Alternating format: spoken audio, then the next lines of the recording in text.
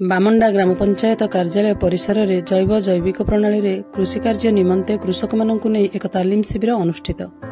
आज सकाळ 11टा समय बामंडा ग्राम पंचायत कार्यालय परिसर में जैव जैविक प्रणाली रे कृषि कार्य निमंते कृषक मानक नहीं एक तालीम शिविर अनुष्ठित हो जाइछि।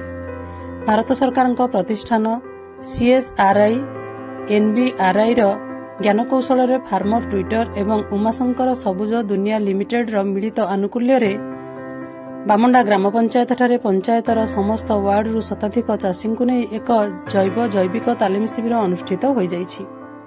उक्त तालीम शिविर रे चाषीर उन्नति सकाशे रासायनिक सारार कुप्रभाव वंचित जैव जैविक पद्धति रे चाष करी किपरि माटी पानी पवन स्वास्थ्य एवं परिवेश को बंचाई अधिक अमल मध्य पाई परिबे सेही विषय रे पुंखानुपुंख भाव रे तालीम दिया जायतिला।